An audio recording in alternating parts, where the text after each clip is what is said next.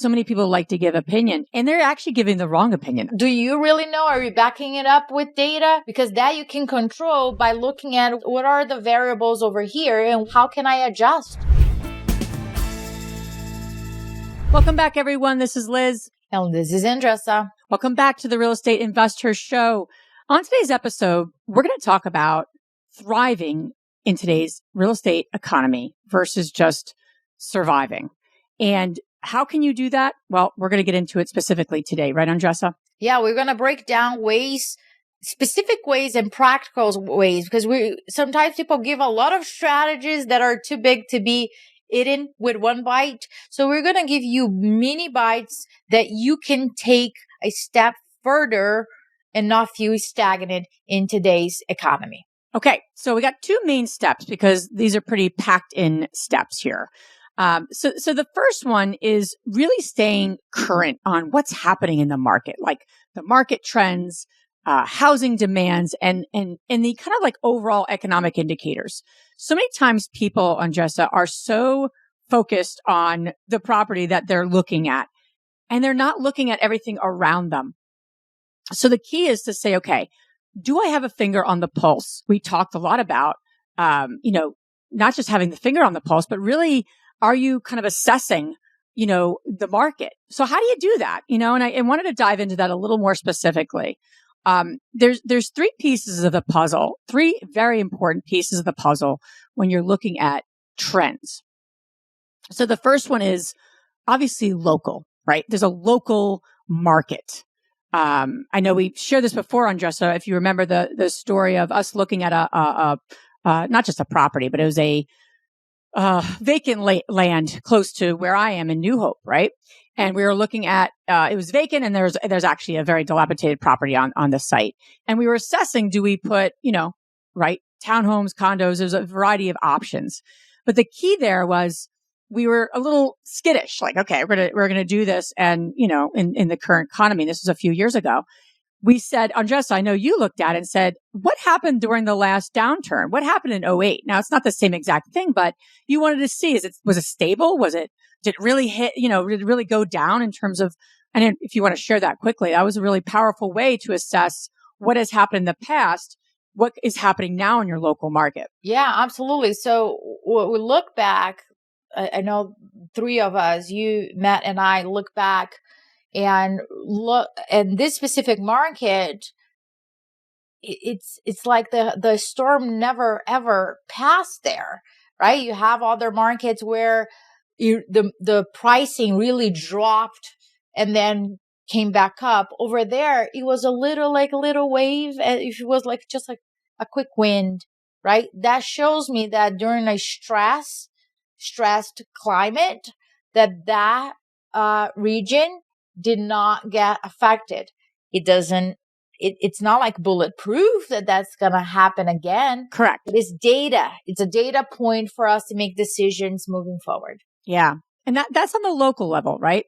And again, if you have not connected with that local township person and the local head of chamber of commerce, those are important people to really connect with, to kind of get a pulse, and obviously do your research.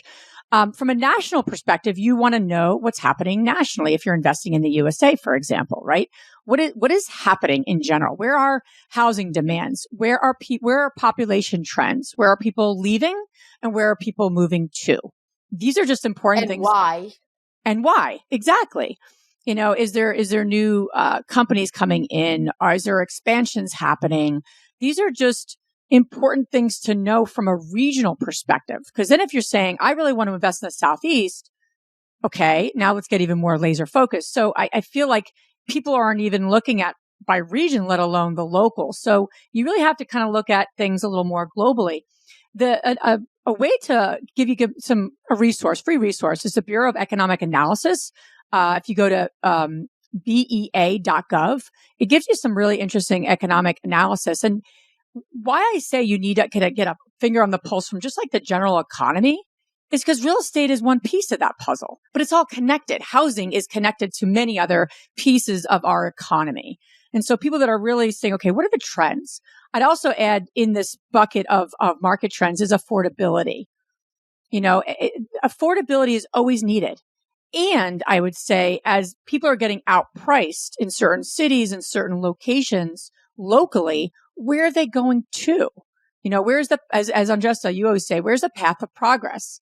That matters. And that's something that you can kind of really assess both on a kind of local, regional basis so that you can set yourself up for success and not just get, again, so laser focused on a property, but you're actually looking at trends so you can best set yourself up for that success. And I love data, right? And I think that we need to be also super aware where we get the data from or who is providing that data. Because Liz, many times that person is not the best person to provide you that data. And I'm going to share with you guys here a very clear example of what are the risks when you're getting data from the wrong people. So Liz, we were in a mastermind another day with our Strive members, and one of the members was saying that the realtor that she's working with said or justified that the reason why her property is not renting is because there is a high inventory. And then I asked her the following question. Did the realtor just say it? Did the person just say it? There is a high inventory, or this person really provided like a report. Listen, look at the amount of properties that are in this area within a mile from you. Those are your top competitors. Those are the amenities that they have that you don't, that I recommend you to do it, or you're a little high over here, or whatever that is. Whatever that is, they have parking, you don't. So adjust over here. She's like, no, it was just a sentence. So I encourage you guys to really do an inventory of who is providing the data to you and how is that being provided. Is just an opinion, or are we looking at real data in order to prove that point? Yeah, I love that because it really assesses opinion versus fact. And I think so many people like to give opinion and they're actually giving the wrong opinion. That's even worse, right? Because you don't know, right? You don't even know. Don't know. Is it really true? Yeah. Or not? It could be. It could be. But do you really know? Are you backing it up with data? Because that you can control by looking at what are the variables over here and how can I adjust instead of, oh, well, my property is going to be vacant because there is a high demand, high offer out there. And there's a lot. Absolutely. And speaking of that, there's a lot of opinion when it comes to the second kind of key step here to thriving is having a variety of tools in your toolkit when it comes to creative financing. And I think that's so important. And deal structure, I should say. I think people who are thriving and setting themselves up to thrive now are super creative in how they're getting deals done.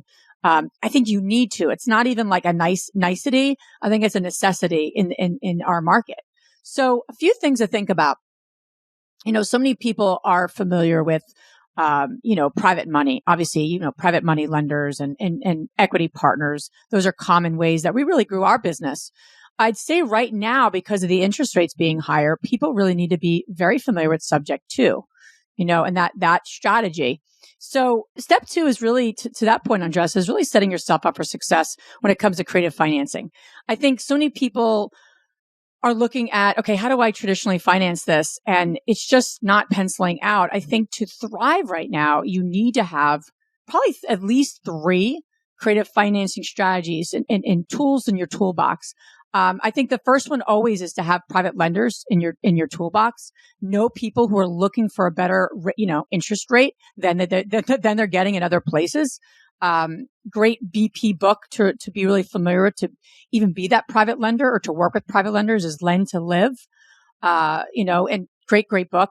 The other one is Subject To. And I know Pace Morby just put out a book on this topic, but you really want to, and whether it's Subject To or seller financing, it's thriving right now because the interest rates are higher and you're really looking at how do you strategize and get into a property and maximize that lower interest rate that so many people still have as on their mortgage. So the key is to have, okay, do I have 1, 2, 3 ways to get into deals? And, I don't know about you, Andressa, but I think that is going to be what the key is to thrive. And I think you need to get educated, to really know what you can and can't do when it comes to subject to, when it comes to seller financing, when it comes to working with private lenders. Be mindful that you shouldn't just ask residential realtors, these strategies, because some of them will just tell you it's illegal. And they'll just, tell you to your point about the opinion versus fact. So you need to be braced with the information and go to people structuring these deals right now, because so many people are, right? Because of the interest rates. Absolutely. And we are always bringing experts to teach you different tools, different strategies during our monthly free events. So check it out, therealestateinvestor.com/events, and it's free. Thanks so much for listening. Thank you.